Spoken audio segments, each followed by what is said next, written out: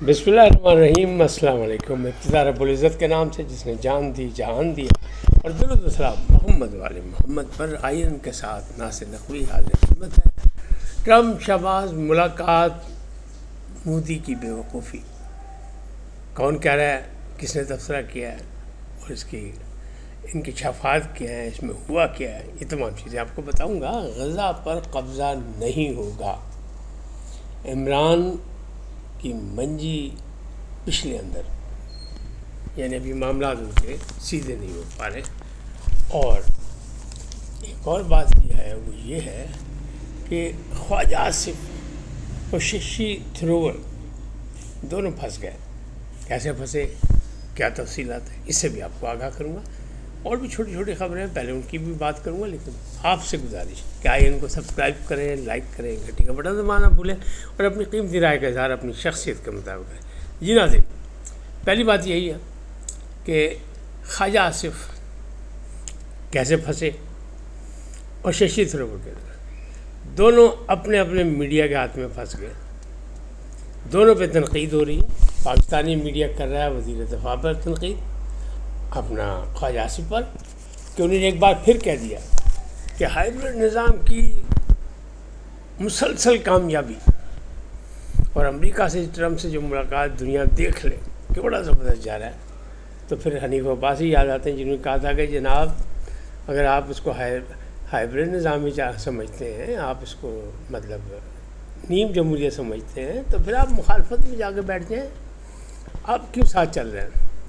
اسی طرح ششی تھرور صاحب جو ہیں وہ بھارتی میڈیا کی زد میں آئے ہوئے ہیں۔ وہ کیسے کہ انہوں نے کہا جناب کھیل کو کھیل ہی رہنے دیں، سیاست کو الگ رکھیں، کھیل کو الگ رکھیں، اور اگر پاکستان سے میچ کھیلنا تھا بھارت نے تو پھر انہیں ہاتھ بھی ملانا چاہیے تھا۔ یہ کس نے کہا؟ یہ ششی تھرور نے کہا، اور بات بھی ان کی صحیح ہے کہ کھیل کو کھیل رکھیں، مطلب اس طرح تو نہ کریں آپ کہ جہاں دل چاہے آپ حاضر ہوئے، جہاں دل چاہے نہیں۔ لیکن بھارت کی شکست پر شکست یہ ہے کہ ایک طرف تو تنہائی کے شکار مودی صاحب ہو گئے، اور دوسری طرف جو ہے وہ باقی معاملات میں بھی جو بھارت جو ہے اس کو شکست پر شکست ہو رہی ہے۔ میں نے کل آپ کو بتایا تھا کہ ICC میں شکایت کی ہے پاکستان نے بھارتی کپتان کی کہ انہوں نے سیاست کی اور انہیں جنگ سے اس کو جوڑا، اس پہلگام غلط واقعہ اس کے ساتھ جوڑا، تو ان کو جناب 30% کا جرمانہ ہو گیا، ICC نے کر دیا۔ اب بھارتی کرکٹ بورڈ جو اس پہ اپیل کرے گا، کیا ہوتا ہے کیا نہیں۔ اگر اپیل منظور نہ ہوئی، رچی رچرڈسن ہے جو امپائر ہیں، انہوں نے یہ فیصلہ کیا ہے، اگر اپیل منظور نہ ہوئی تو یہ جرمانہ بڑھ بھی سکتا ہے۔ جبکہ پاکستان کے 2 اور تھے، ان پر بھی شکایت کی گئی تھی، بھارتی نے بھی کی تھی، بھارتی بورڈ نے وہ کی تھی، اس پہ صاحبزادہ فرحان پہ اور حارث رؤف پہ۔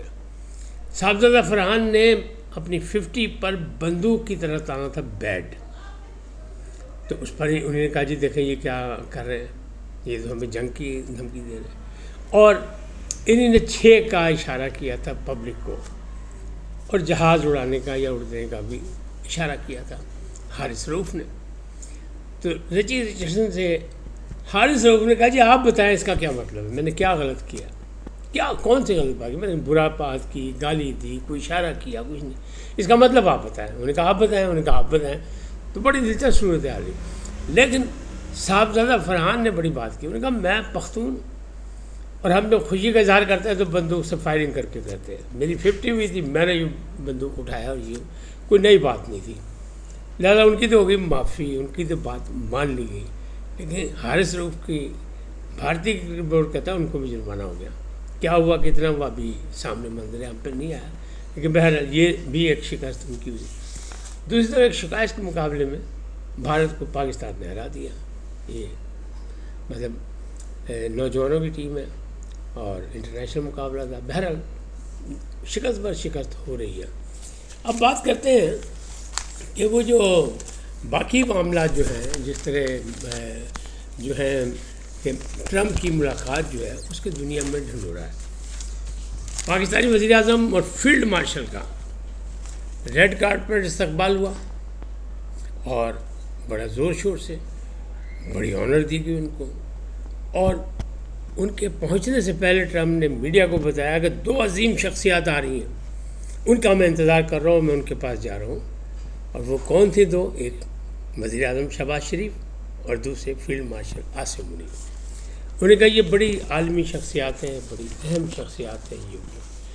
اب وہاں بات چیت ہوئی، ظاہر غزہ کے حوالے سے بات چیت ہوئی، تو یقین دہانی کرانی پڑ گئی ٹرمپ کو کہ نہیں، مغربی کنارے اور غزہ پر قبضہ اسرائیل کا نہیں کرنے دیں گے، ڈائریکٹ یعنی اسرائیل۔ اب اسرائیل کی بھی بے عزتی ڈی ہوئی جس طرح بھارت کی ہو رہی ہے۔ بھارت یہاں جنگ ہارا، اسرائیل نے وہاں ظلم کیے، بھارت نے کشمیر میں ظلم کیے۔ اب اسرائیلی وزیر اعظم نے سلامتی کونسل میں تقریر کی تو آدھے سے زیادہ لوگ اٹھ کے چلے گئے، بائیکاٹ کر گئے۔ اب بتائیے بے عزتی نہیں تو کیا ہے؟ اسی طرح ٹرمپ نے صاف کہہ دیا کہ جناب یہ تو نہیں ہوئے گا، قبضہ نہیں کرنا ہے، بڑا ظلم ہو گیا، اب اس کو رکنا چاہیے، جنگ رکنی چاہیے۔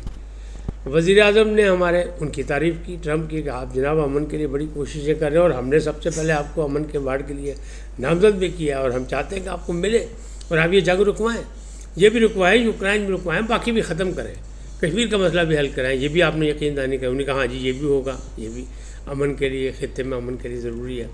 تو تجارتی بات چیت بھی ہوئی، اور سرمایہ کاروں کو بھی دعوت دی وزیر اعظم نے، اور انہوں نے ٹرمپ کو بھی دعوت دی کہ پاکستان کا دورہ کرے۔ اور آنے والے دنوں میں مزید چیزیں سامنے آئیں گی، لیکن اس تمام چیزوں میں جو سب سے اہم بات تھی وہ تھی ٹرمپ کے کوٹ پر ایک جہاز کا نشان، پن لگائی ہوئی تھی انہوں نے۔ عام طور پہ ویسٹ میں پنیں لگائی جاتی ہیں مختلف چیز کی، کوئی فلاور لگاتا ہے، کوئی اور چیز لگاتا ہے، کوئی اپنے، اور پاکستانی جو ہے پاکستانی جھنڈا لگاتے ہیں۔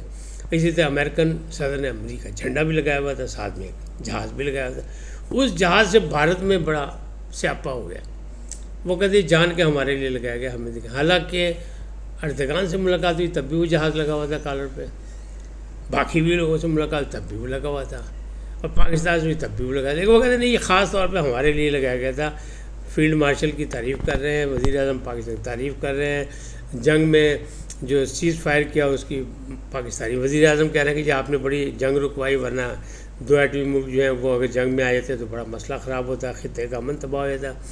تو یہ ایک دوسرے کی تعریفیں کر رہے ہیں، ایک دوسرے سے جناب مکھن لا رہے بھائی، لیکن یہ مکھن جو ہے بھارت میں میڈیا میں بھی اور سرکار میں بھی، یہ مکھن جو ہے دونوں جانب سے جو لگایا جا رہا ہے یہ مرچیں ثابت ہوا ہے، اور وہاں جناب واویلا ہوا، ان کی آنکھیں نہیں کھل رہی کیونکہ مرچیں بہت زبردست ہیں، بہت زیادہ ہیں۔ بہرحال پاکستان میں بھی 2 قسم کی رائے ہے، ایک کہہ رہے ہیں بہت اچھا ہے، پاکستان جو ہے سفارتی محاذ پہ بہت آگے جا رہا ہے، بڑی کامیابی حاصل کر رہا ہے، لیکن عوامی محاذ پہ یہ ہے کہ جناب جب تک مہنگائی کنٹرول نہیں ہوگی، جب تک معاملات نہیں ہوں گے، لوگوں کو سہولتیں نہیں ملیں گی، ریلیف نہیں ملے گا، لیکن اچانک سب کچھ نہیں ہوتا۔ اسٹاک ایکسچینج آگے سے آگے جا رہی ہے، اور ابھی بھی کہہ رہے ہیں کہ مزید بڑھے گی، اور ہو سکتا ہے 2 لاکھ سے اوپر چلی جائے، ایک نیا ریکارڈ بن جائے، لیکن اس سے عام آدمی کو کیا فائدہ؟ مسئلہ تو عام آدمی کا، عام آدمی کی مہنگائی کی بات ہے، مہنگائی تو باقاعدہ سروے آ گیا ہے عالمی سطح کا کہ جناب مہنگائی پاکستان میں بڑھ گئی، تو مہنگائی اور بڑھ گئی تو پھر کیا ہوگا عوام کا؟ تو یہ اس لیے 2 قسم کا ہے کہ جناب یہ بہت زیادہ اپنے اپنے مفادات پہ بات ہو رہی ہے، لیکن بہت زیادہ کامیابی ہو رہی ہے سفارتی محاذ پہ، تاہم عوامی سطح پر وہ کامیابیاں نہیں ہو رہی جو ہونی چاہیے۔ اب بات کرتے ہیں یہی کہ غزہ پر وہ یقین دہانی کرا دی کہ مغربی کنارے اور غزہ پر قبضہ نہیں کرنے دیں گے، اسرائیلی جنگ بند ہونی چاہیے۔ اسلامی ممالک سے ملاقات کا مطلب بھی یہی تھا کہ جناب اپنی فوج بنائیں اور وہاں بھیجیں، اور حماس کا کردار ختم کریں یا کم کریں، جو بھی ہے جیسے آپ لوگ سمجھتے ہیں وہ کریں، اس طرح ہونا چاہیے۔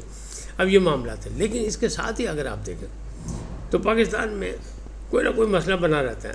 تو طارق جہانگیری صاحب کے بارے میں جو گیا تھا سندھ ہائی کورٹ میں فیصلہ ہوا، اور اس کے بعد کیا ہوا، اس کے بعد جامعہ کراچی نے ان کی جو لا کی ڈگری ہے وہ کینسل کر دی، یعنی منسوخ کر دی، اور کہا نہیں پاجی یہ جائز طریقے نہ ہے ہی نہیں۔ اب جو ان کے حامی ہیں طارق جہانگیری صاحب کے، وہ کہہ رہے ہیں نہیں جی چونکہ وہ اپنی مرضی کے فیصلے کر رہے ہیں، کسی سے ڈکٹیشن نہیں لے رہے، اس لیے اس کا انعام دیا گیا ہے۔ لیکن لوگ سوال یہ کر رہے ہیں کہ جناب سمن رفت امتیاز جو ہے، جو اسلام آباد ہائی کورٹ کی ہے کراچی کی رہنے، وہ کراچی کیا لینے گئی تھی ان کے ساتھ؟ وہ کہتے ہیں یہ جان کے دباؤ کے لیے گئی تھی، چونکہ ان کا شہر جو ہے مقامی کراچی ہے، تو یہ وہاں پہ دباؤ ڈالنے کے لیے گئی تھی۔ تو بہرحال اس پر بھی نکلت چینی ہو رہی، لیکن طارق جہانگیری صاحب تھے کام مک گیا. اب وہ اپیل میں گئے ہیں سپریم کورٹ میں, دیکھیں کیا ہوتا ہے. منیر ملک صاحب جیسے کونا مشق جو قانون دان ہے, ان کی انہوں نے اپنا خدمات بھی لے لیے, لیکن چانسز یہی ہیں کہ بھائی منجی نل بھی پچھلے اندر ہوگی.